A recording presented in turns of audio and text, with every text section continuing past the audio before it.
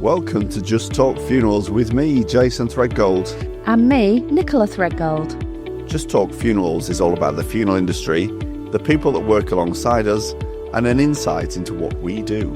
We will have some special guests along the way, sharing their experiences and how their professions overlap with what we do. So get yourselves comfy, grab yourselves a cuppa, and let's get into today's episode of Just Talk Funerals. Hello and welcome back to another episode of Just Talk Funerals, and today we're going to be just talking about a couple of frequently asked questions that do come up time and time again. So we'll start off, Jason. I'm going to ask you, the consensus is around, how much does a funeral cost in the UK? Wow. Well, they vary. They really do vary. Depends what type of funeral you're looking for, where you want it to be, where you are in the country even. And there's a marked difference between cremation and burial. And even cremation, there's different ways of conducting cremation services nowadays, whether it's down the traditional route, down the direct cremation route, and anywhere in between, really. Yeah. So, I mean, to start... If you were to take it down probably to the lowest, if you want, to call a direct funeral, you're talking somewhere between £1,500, £2,000 for that sort of thing. Yeah. Dependent on where you go and what you're after. And then you move up to traditional cremation, you're probably sort of around the £4,000-ish mark. Then into burial, that depends a lot where you live and your cemetery authority fees. So if you were to average it out, I'd say you're probably looking round the £5,000 mark in our locality. But if you were to travel to cities, I know down in London, if there's certain cemeteries you want to use, you can be paying tens of thousands for a grave there. Yeah. Thankfully, in this area, we don't go to that extreme. But I would say ballpark round about the £5,000 mark. But then it all depends on what embellishments you add to that. Yeah. So you can start adding more limousines, more flowers, catering, things like that. So it's always worth working out when you're planning a funeral service, work out what you ideally want, and then do a cost analysis at that point. Don't leave it till you've actually got to the point of coming up to the funeral. So do an estimate immediately. Then you know sort of what area you're looking at. Okay. I think it's worth covering as well under pricing. A lot of people say, funerals are really expensive. It's funeral directors that are putting the fees on. What's your thoughts on that? I mean, obviously there's an element the funeral director has to charge, much as we're a service provider. We're a business as well, so we need to pay our team, we need to provide lovely premises, vehicles, those sorts of things. So there is an element of the funeral director's fees. Yeah. But what a lot of people don't take into consideration is what's called disbursements. Now, disbursements can make up sometimes the bulk of a funeral service. So you put the cost of a grave and opening a grave in there, in this local area, that element alone is around about £2,000. That's before you do anything else at all. Yeah. Catering, I mean, that can hover anywhere from between sort of £7 to £25 a head, depending on location. Newspaper notices, you're about £170-ish now for a notice in the newspaper. Celebrants, ministers, they hover around the sort of £200 to £300 mark.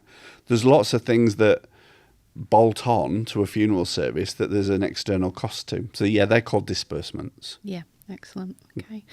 And again, legislation changed for us, didn't it, a couple of years ago, where we had to price very differently as funeral homes. And again, it's something that we totally agreed with, around the fact that we have to show our fees. So they have to be in our windows within our funeral homes. That's a legality now. And the fact that on our website, don't they, they have to be produced in a certain way. Yeah, so there's the CMA, the Competition and Marketing Authority. They stepped into the funeral industry a few years ago and they made it compulsory that all funeral directors, and I mean every funeral director, has to show the prices in a specific way and in a specific format, both within the window of their premises and also within the premises as well. Yeah. Now, it can be a little bit misleading because when you stood looking in a shop window and you start reading some of them prices, the CMA have done it for a reason, how they've done it, but it can look confusing. So it's always best to have the conversation with your funeral director as to costings, and then it might surprise you, because initially looking at it, it may well look expensive, or it may be the ballpark where you think it would be. But sit down with your funeral director and go through it, because those posters that we have to produce, they can just be a little bit confusing. And we've never hidden our prices. No. And I think a lot of funeral directors, they don't hide the prices. It's always best to be open about it. Yeah, absolutely. You know, we are in an industry where we are trying, you know, we are trustworthy, and we're trying to be transparent, aren't we? It's all about transparency. Yeah, definitely. Okay, question for you. So flip this over. So moving away from that, tell the people that are listening out here about, are green or eco-friendly funeral services available? Yeah, and I think over the years this has been something that has become more common when we start to talk about eco and sustainability. You know, as a country and as a world, we're trying to be more sustainable. You know, there's obviously lots of things going on in the press around how we can do that.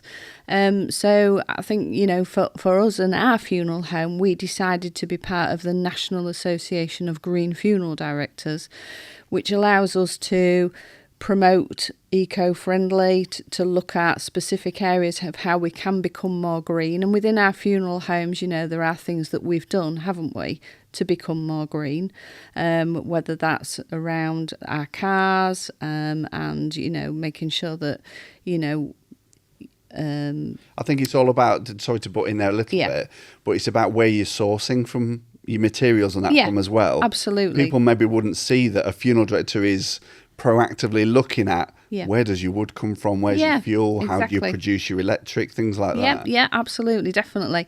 And we've sort of looked at that and taken on suppliers that will produce more eco and sustainable products to us, haven't we? You know, that's been a real forefront in our minds. Yeah, we're conscious about that carbon footprint we've got, and offsetting it against other elements. And I think, you know, that is something else we can offer. You know, we're all about giving people choices now, aren't we? So, you know, it's not for everybody. Not everybody wants something that's sustainable in terms of a coffin. Not everybody wants to go to a green burial site. But for those that do and have those strong values around that, that is something we can offer to people, isn't it? Yeah. Tell me a little bit more about, because coffin choice is a big thing when it comes to eco funerals. Yeah. And I don't think everybody quite knows all the options that are out there. Yep. We just get thrown at us, well, you can have a cardboard or a wicker coffin. Tell us a little bit more about the sorts of things that you know are available. Okay, I mean, there is a beautiful range when it comes to wicker and seagrass, and when you think of those sort of materials, and banana leaf, I mean, those are very sustainable, aren't they? I mean, they and I know it's crazy to say, but they smell beautiful, don't they? Yeah. But, you know, once they're adorned with a little bit of ivy and things like that, you know, most families are absolutely blown away with how they look for, you know, for their loved one. But, you know, and for those to be sustainable, you've also got to think about the insides of those. So they've got like pure cotton linings. There's nothing in there. There's no bolts and screws in terms of things that are going to go into the ground that are not going to break down. So everything's maybe made with wood, and, you know, they're just beautiful, aren't they? And, you know, caskets as well for ashes. You know, there's so many different variations, again, isn't there, in terms of what you can use that is sustainable to our earth. Yeah, we certainly have more options available to us nowadays, don't we? Yeah, absolutely. But, you know, again, question, you know, your funeral director, or question, you know, if that is something that you're really interested in, have a look at those, definitely. And do you think, I mean, you'll know this anyway, but for the people listening out there, they won't necessarily know about all the green burial sites and eco-friendly sites around the areas, will they? Yeah. And again, there's some beautiful settings for those, and, you know, there's usually a couple of different choices for those, isn't there, like there is in our area. So it is a little bit of doing research, or, you know, when you meet with your funeral director, you know, we do have all that knowledge. We are speaking to these people that own these sort of burial grounds. So, you know, we are a wealth of knowledge in respect to that. So, you know, do ask those questions to find out where they are, because, as I say, there are some beautiful settings. Yeah, there's lots of options out there. Yeah. Okay, so let's talk a little bit, and I know we'll probably discuss this in a future podcast in more depth, but, you know, funeral plans. can you plan a funeral on a budget nowadays? And, you know, what's the most and effective options, do you think? If you work into a budget, I mean, genuinely, if you work into a budget, it's best that you let your funeral director know that at the offset, and then they can tailor it to you, because it's all about not buying packages. Packages is the wrong way of buying funeral services. If you're just going to go like a bronze, silver, or gold, it's not going to work. No. Go to your funeral director with an amount that you have to spend, if that's what you're limited by, and then let them do the legwork. Because we can start being inventive in how we do things, where you hold the service, because some people nowadays, they split the service, so it's not always you go to a church or go to a crematorium, you hold a formal procession. Some people are choosing to maybe have a memorial service in a private residence or in a different setting, whether that you can use hotels, you can use village halls, you can use anywhere to hold a funeral service. And then whether you then choose to take everybody to the crematorium, for instance, or the cemetery, that's your choice. But the bigger the celebration is at the crematorium or church or cemetery, the more it's going to cost you. If you're open to having things like a direct service or an attended direct service as a bolt-on to something else, that will drastically reduce the cost of a funeral. And those types of services are becoming so more frequent and more popular. They account for about 20% of funerals nowadays. So that's one element of bringing it down. Great way of bringing the cost down, I think, is not to do florists out of work, but sometimes make your own flowers. Get something. We get people come to us and say, I've got some beautiful flowers in the garden. You don't have to necessarily have a big formal arrangement. Just make a nice hand-tied arrangement that sits nicely on the top of the person's coffin. And budgets for coffins, always ask the price of a coffin at the point where you're ordering it, because you can be given a brochure with dozens and dozens of coffins to look at, and at the end of the day, they all serve the same purpose. They're going to carry the person that's passed away through this journey from death to funeral service. And you don't have to spend thousands. You can spend just a couple of few £100 on something. So it's always look at that. Catering options. There's some great caterers out there that will provide things for you in locations that are more cost effective than others. I guess probably if you're looking at the less commercialised sectors. So if you're going to go for a big company that's like a national company to go and have a gathering there, that they're probably going to charge you more than anyone else. And then probably the last thing is just be mindful of your transport that you're using. Don't feel like you have to provide seats for everybody that's coming to the service. If there's people that are comfortable driving their own vehicles, it's no different. If you're travelling in your own vehicle or whether you're travelling in a limousine behind. When you arrive at your service, all you'll do is hand the keys over to one of our team and they'll move your car for you. It's not going to be left parked in the wrong place.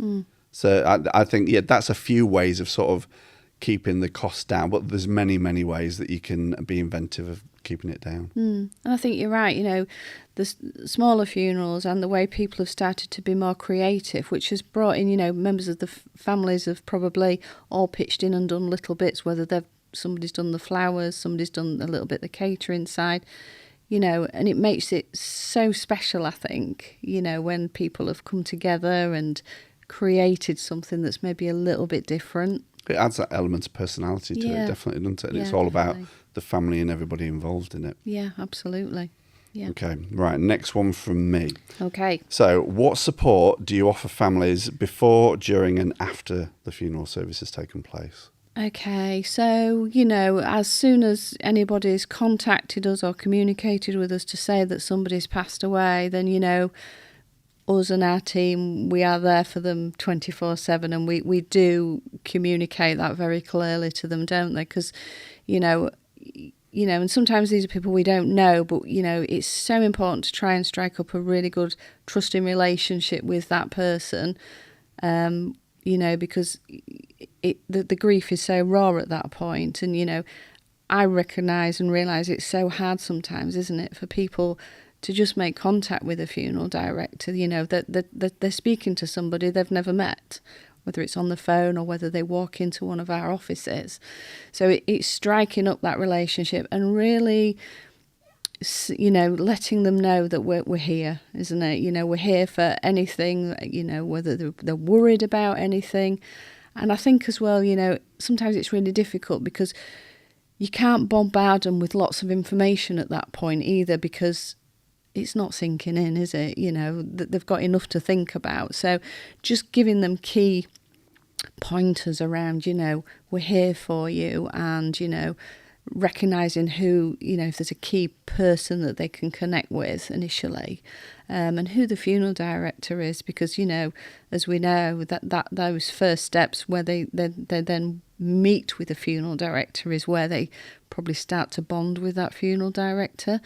And certainly within our business, we try wherever we can, where somebody's passed away and we've had to go, whether it's to a hospice or a care home or to a family's home, the funeral director that they meet, who is there to remove their loved one and bring them into our care, is the funeral director that goes continuously through that journey with them, isn't it? And that's what we really try and do, so that they've got that continuity and they know when they meet that funeral director that they were the ones that were there initially. And I think, we've got a team of 23 currently, haven't we? And, every member of the team is there to help them, so whether they call into the funeral home or they ring, or even if they email, response has to be quick so that they're not left hanging for information. And, and our team as well, they recognise if somebody's struggling, we take that time with families sometimes to sit with them and chat through things with them. They might just want to talk about their loved one, but, they're feeling lonely at that point. They've lost somebody that they dearly love. And, for us, it's just about having time with them, isn't it, and making time for them. To know that, we are there through every step of that journey and to answer any questions.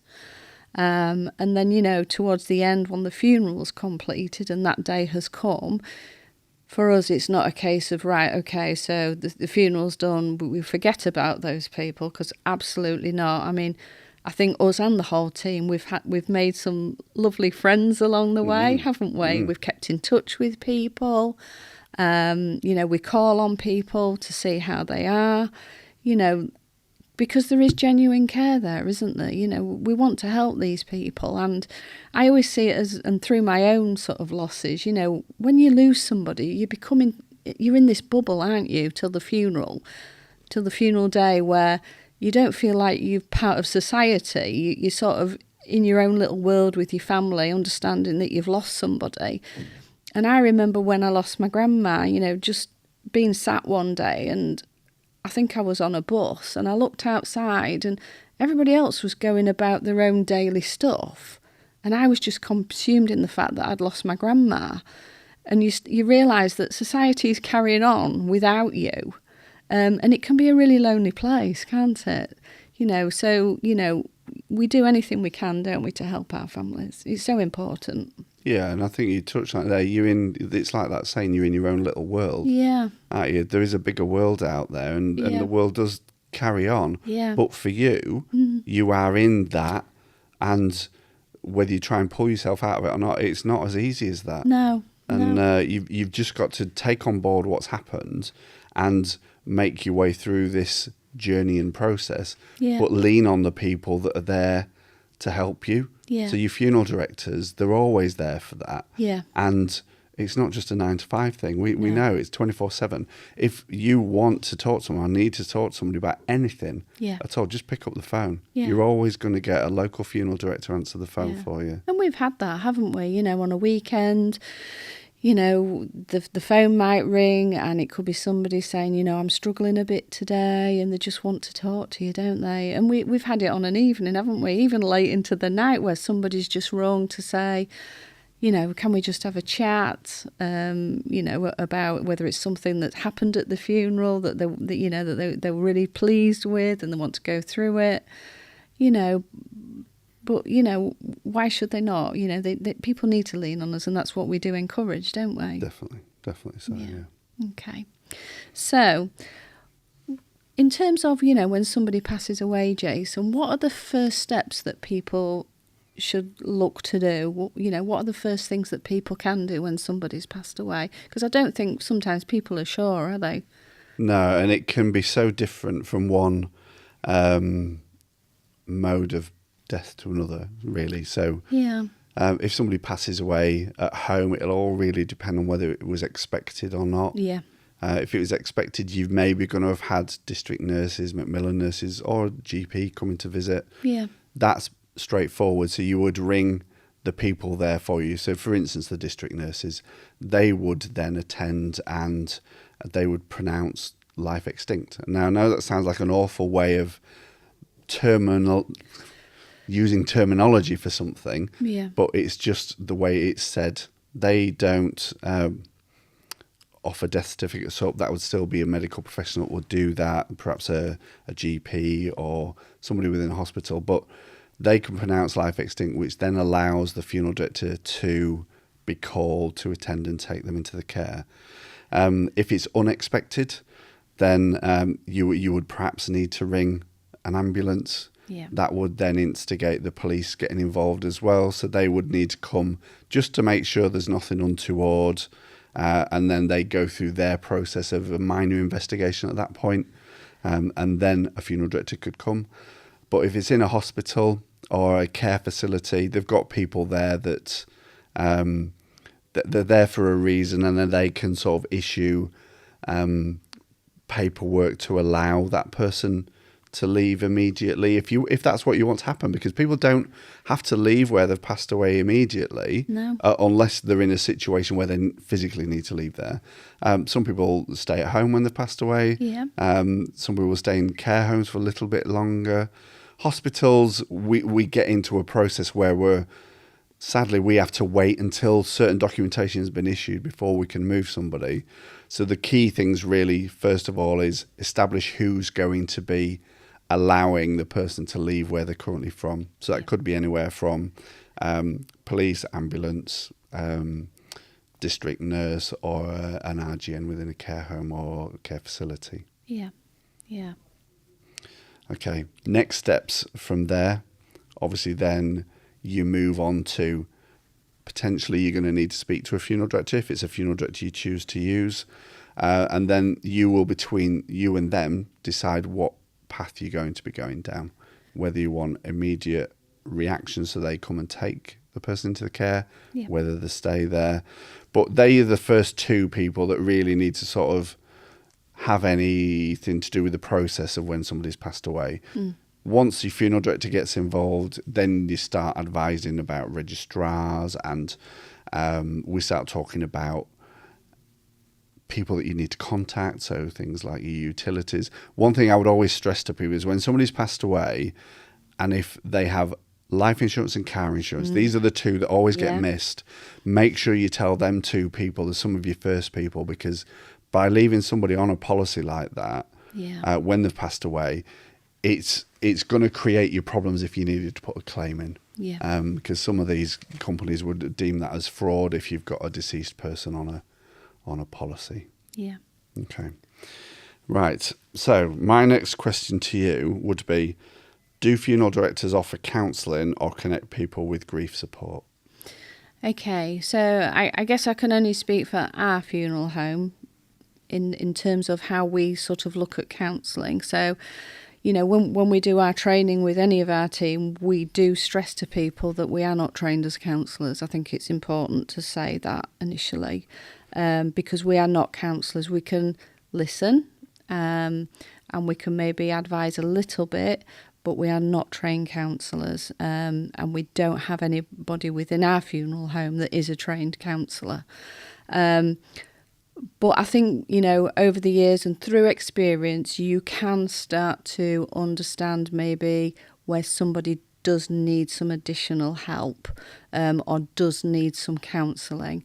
And then it's about having a bit of a conversation very delicately, I would say, around that, so that we can help, because we do know lots of counsellors and companies that do that type of thing, and we can signpost, but we've got to be very careful, that we do state that we're not counsellors, but it's important that if we can identify something, which I know has happened to you, where you had identified something very quickly, that we know where to go if we feel that somebody is vulnerable, or is somebody that really does need help. And I think that's important. But it's, in terms of grief, probably over the years that there's certain elements of training that we've done, we start to understand a little about the grief cycle, and that's something we bring into our own training program with new people that come to work with us, isn't it? How the grief cycle works. But we've just got to be really careful that we don't get embroiled in terms of counselling, because that is not our forte. And I would think for generally most funeral directors and people that work in funeral homes, it is not. Unless you've specifically got somebody in there that can do that. Yeah, I think it's about having the connections really, and knowing where to point somebody to when we recognise that somebody needs that kind of assistance. Yeah, absolutely. Yeah, Okay, so here's a question for you, Jason. So the funeral industry has changed so much over the last couple of years. I mean, we've been in business, like we say, 11 years now, and there's been a lot of changes. What are some of the changes that you've seen over the past few years that are really important for the viewers to understand and to know? I think a lot of things have been coming on a long while, really, but the ones probably that have sort of significantly changed in the last 10 years is the increase in celebrant services. Yeah. Celebrant services create probably at least 50 to 60% of the services now. Yeah. Some people are steering away from religion, but then when you get talking to them, there's still elements of religion they want to bring into a celebrant service. Yeah. So a lot of people come into this wanting a celebrant service thinking it's really a humanist service. Yeah. Now, a humanist and celebrant are two totally different things. Yeah. Can you talk us through what those differences are? Okay, so a humanist service is absolutely no mention of religion whatsoever. Yeah. That's their beliefs and that's what they'll follow.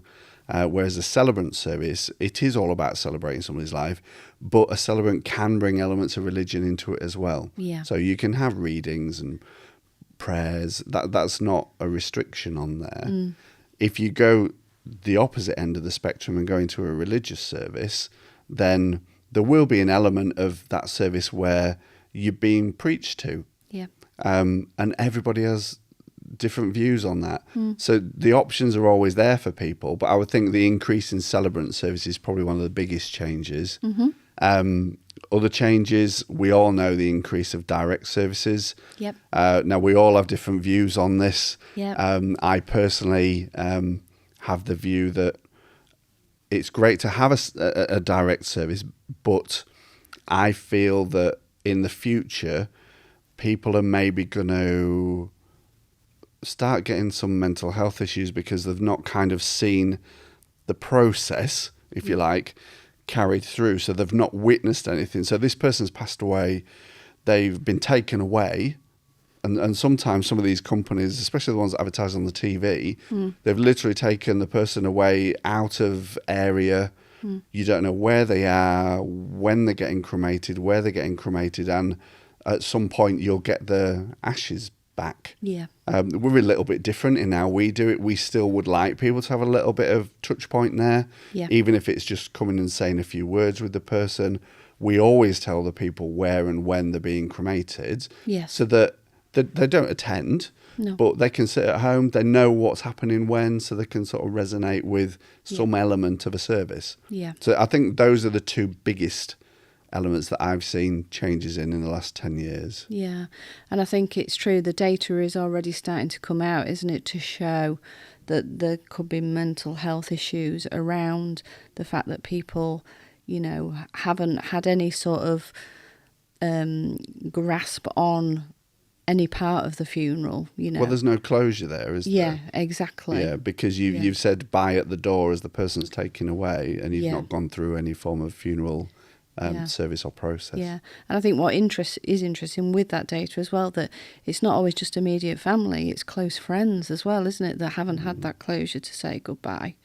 So yeah, that's been really interesting to look at that data, hasn't it? Yeah.